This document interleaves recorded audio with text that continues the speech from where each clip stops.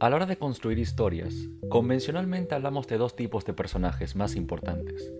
Los protagonistas, quienes son aquellos que mueven la historia y hacen que avance, y los antagonistas, aquellos que funcionan como una fuerza opuesta a los ideales de los protagonistas. Asimismo, dependiendo de sus intenciones, independientemente de que sean considerados protagonistas o antagonistas, existen los héroes, los villanos y los antihéroes. Empezando con los héroes, estos son considerados personajes que cumplen actos heroicos, o lo que es lo mismo, que actúan de manera altruista para ayudar a los más indefensos e imparten justicia de manera desinteresada. Los villanos funcionan como la antítesis de estos últimos, siendo aquellos quienes cometen actos ruines de manera injustificada y caótica. Finalmente, en medio de estos dos existen los antihéroes, personajes que se jactan de utilizar una moralidad propia y escapan al orden y la justicia convencional. Pueden asesinar como un villano y salvar a los indefensos como los héroes, o pueden hacer actos de bondad motivados por fines mucho más egoístas. Ahora bien, ¿y qué corno tiene que ver esto con el video? ¿Acaso me vas a dar una clase de cómo construir personajes? Pues sí, podría, pero este video no será ese video. Ahora sí, entrando en el tema central de este video, llevando años escribiendo, me he dado cuenta que, si bien es muy bonito saber la diferenciación y categorización de personajes, los mejores protagonistas son aquellos que logran escapar de lo convencional. Aquellos personajes que son imposibles de encasillar y que son incapaces de describir en una sola palabra. Ya saben por qué sufrí decidiendo el título del video. Bueno, esperando que haya hecho una buena elección de palabras.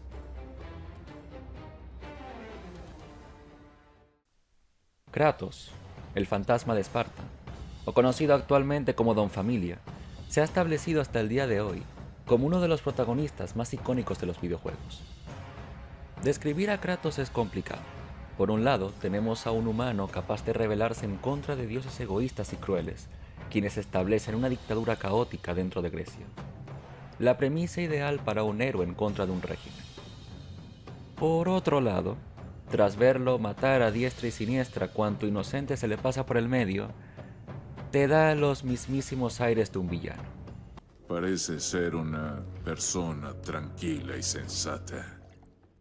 Sí, y yo soy fan de la música de Bad Bunny, ¿cómo no?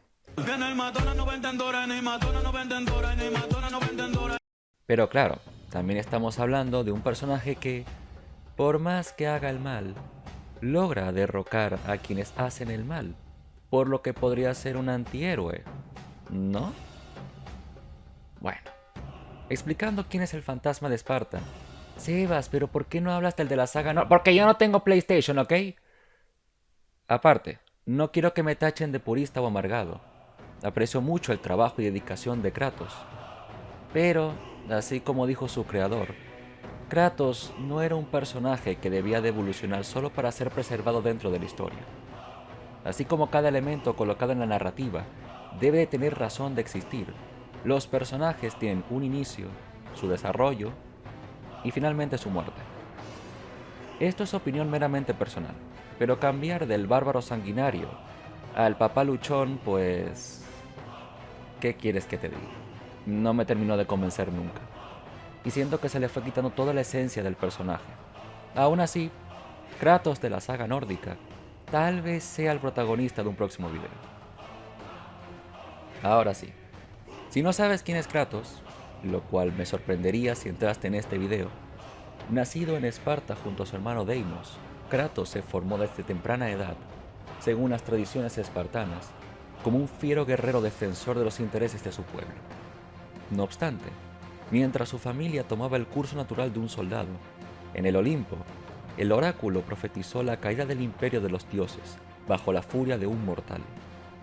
Obviamente a Zeus no le terminó de gustar la noticia, por lo que, al saber que este humano había nacido, según el mismo oráculo, con una marca de nacimiento, mandó a Ares a buscar a Deimos, debido a su extraña marca de nacimiento en el rostro. El dios de la guerra hizo caso a su padre, y secuestró al chico frente a su hermano Kratos, quien intentó desesperado de recuperar a su hermano, solo para ser apartado por el dios y recibir una hermosa cicatriz en su rostro. Parecía que Zeus había obtenido su victoria. No obstante, a partir de ese día, Kratos se tatuaría la marca de nacimiento de su hermano y se volvería más adelante el general más joven y sanguinario de Esparta. Si eres fan de las historias sobre el destino o las profecías, creo que entiendes que el oráculo no se contradijo, pues Kratos ahora tiene la marca de nacimiento y, bueno, es un poco obvio, mejor continúo. Personalmente, me gusta pensar que a partir de ese día nacería verdaderamente Kratos como personaje, y de ahí la alegoría de la marca de nacimiento, pero eso queda a la opinión del espectador. Siguiendo con su vida, a pesar de mostrarse como un monstruo sediento de sangre, aquel soldado, muy en el fondo, pareciera estar huyendo de algo. Y no es algo que yo me haya inventado, pues vemos que, a pesar de su deshumanización, son su esposa y su hija las únicas capaces de hacerlo entrar en razón y alejarlo de tanta muerte, al menos por cierta cantidad de tiempo. Tras numerosos combates, sería aquel que protagonizó contra los bárbaros la que marcaría su vida para siempre. Kratos cayó derrotado contra un implacable ejército, pero reacio a morir, se entregó a Ares, el mismo que secuestró a su hermano años atrás, para servirle a cambio de acabar con sus enemigos. Sorpresivamente, el dios de la guerra aceptó, y Kratos fue maldito con las espadas del caos encadenadas para siempre en sus brazos, y en mi opinión, una representación de lo que significaba la guerra que tanto amaba el espartano, un encadenamiento doloroso a su alma. No obstante, sediento de poder, Ares quería que su nuevo campeón se desligara por completo del mundo mortal, volviendo en una simple máquina de matar, sin sentimientos. Es por ello que, tras engañarlo, Ares condujo a Kratos a matar a la única familia que le quedaba. Sin embargo, preso del dolor, Kratos se rehusó en aquel momento a seguir a los dioses, y tras ser maldito por el oráculo, fue condenado a portar la marca de su error en su cuerpo, a portar las cenizas de su familia en su cuerpo, y ganarse el apodo, ahora sí, del fantasma de Esparta. Tú te lo exigí, tú te lo exigí, tú te lo exigí, tú te lo exigí, Dora.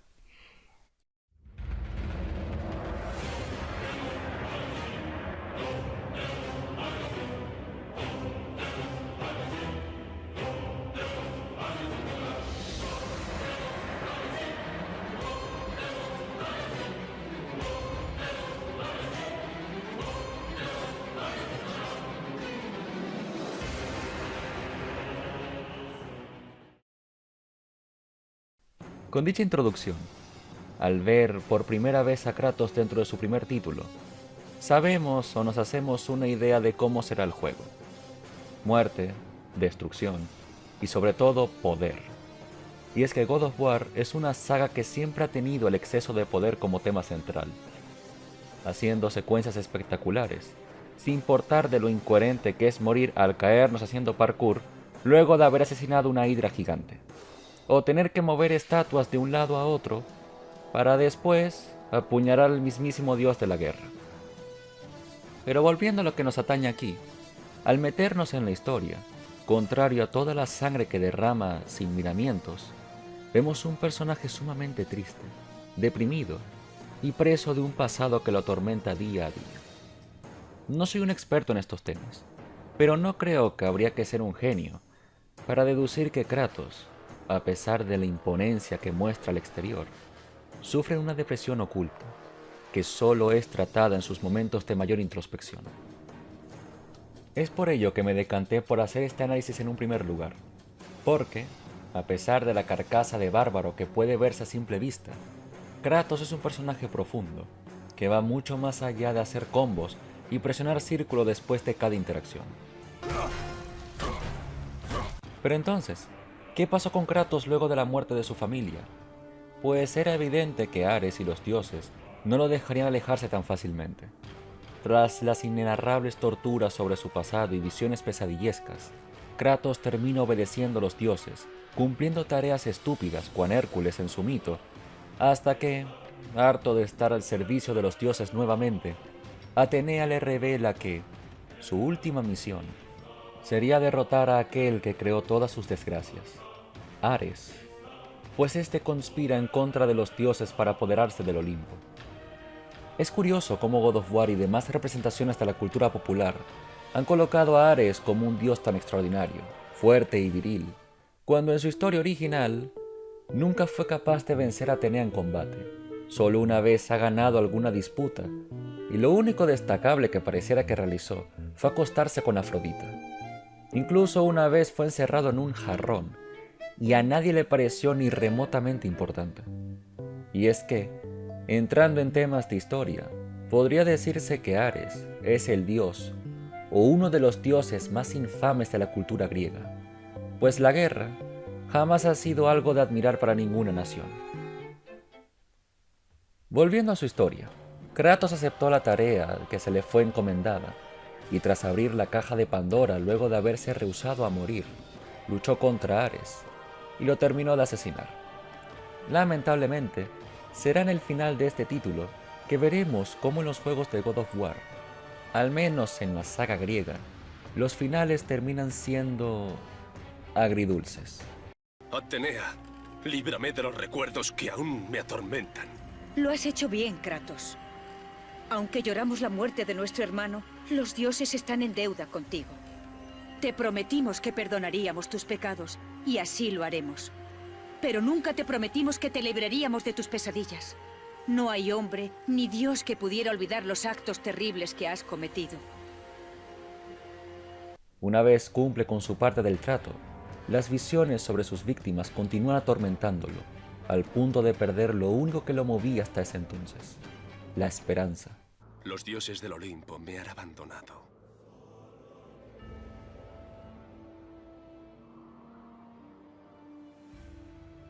Ya no queda esperanza. Sin embargo, viéndolo posiblemente como una buena herramienta, Atenea decide salvar a Kratos, volviéndolo el nuevo dios de la guerra. Ahora sí tiene sentido que el juego se llame God of War, ¿no? Y a partir de ese momento y durante el resto de la eternidad, cada vez que los hombres cabalgaran hacia la batalla por una causa noble o malvada, lo harían bajo la atenta mirada del hombre que había derrotado a un dios. Serían conducidos por Kratos, el mortal que se había convertido en el nuevo dios de la guerra. Podríamos decir que Kratos triunfó después de todo, obteniendo su venganza y volviéndose el dios de la guerra. No obstante, como dije anteriormente, Kratos es un personaje que va más allá de las masacres que desarrolla, y obviamente, volverlo un dios no pararía el remordimiento que sentía. Al ser el dios de la guerra, inconscientemente, se volvió aquel que tanto repudió, una versión del mismo Ares, atentando contra los dioses y la humanidad, y descontrolando su sed de sangre y destrucción. Y es que es lógico, pues al perderlo todo, no le importaba asesinar y acabar con los demás. Podríamos decir que esta versión del personaje es un villano en su máximo esplendor, siendo adornado con el recurso de víctima. Pero es una vez que Zeus termina derrotándolo, que Kratos lo entiende todo, y vuelve a recuperar aquello que perdió, la esperanza. Gaia termina salvándolo, y, al cambiar el destino convenciendo violentamente a las hermanas del destino, cambia el funesto final de su vida. Y ahora sí, empieza la guerra entre los dioses y el fantasma de Esparta, la caída profetizada por el oráculo años atrás. Si todo el Olimpo quiere negarme mi venganza, entonces todo el Olimpo morirá. He vivido a la sombra de los dioses durante demasiado tiempo. El tiempo de los dioses ha llegado a su fin. ¡Zeus! Tu hijo ha regresado y trae consigo la destrucción del Olimpo. 1 a 1, Kratos derrota a cada dios, funcionando como un portador del cataclismo. No obstante, es en su aventura que, al rescatar a Pandora, esta es la única que logra ver más allá de su sanguinaria sed de muerte, a un agente del cambio. Es curioso, pues podemos decir que Kratos es menos malo por hacerle el mal a seres peores que él, ¿no?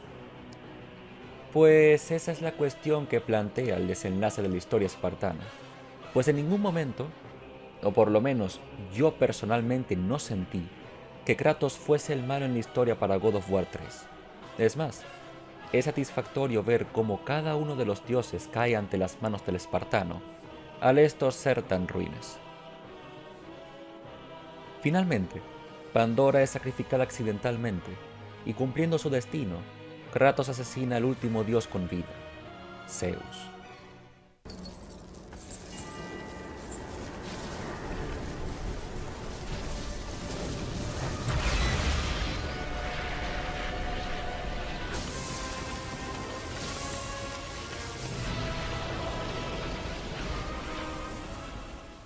Y otra vez, Kratos parece haber obtenido todo lo que quería, pero lamentablemente, God of War nos enseña al final de su trilogía que la venganza jamás lo conduce a nada bueno. Haciendo un símil rápido, podríamos comparar a Kratos con el mismo Batman, por ejemplo, pues este, a pesar de parecer un héroe estereotípico, se asemeja más a un antihéroe, pues, si bien busca derrotar criminales, lo hace por el hecho de que los odia, no por impartir justicia. De igual forma, a pesar de lograr sus objetivos, Bruce Wayne se ve como un personaje eternamente amargado, frustrado con su vida al nunca poder recuperar a sus padres u obtener la realización personal. Kratos, por su parte, podríamos decir que se alcanzó su venganza, solo para darse cuenta que la muerte no le traería de vuelta a su familia, a Deimos, quien murió a manos de Thanatos, a su madre, o la paz que tanto estuvo buscando. Kratos, dentro de toda esa coraza, continúa preservando un poco de su humanidad, que sufre y agoniza al ver que su vida perdió todo propósito. Finalmente, negándole el poder de los dioses a Atenea, y con un mundo acabado por su cruzada personal, Kratos decide quitarse la vida con la hoja del Olimpo, y dando por finalizada su historia, en un amargo final, y acabando con el último dios que quedaba en Grecia, él mismo. Coño, pero qué épico. Y bueno, ya sabemos que su vida afortunadamente tomaría otro rumbo más adelante, pero eso es harina de otro costal. Si te ha gustado, apreciaría mucho tu like y compartiendo. Y si quieres apoyarme un poquito más, siempre puedes dejarme tu super thanks. Suscríbete y activa las notificaciones para no perderte de un próximo video. Y sin más que decir, me despido.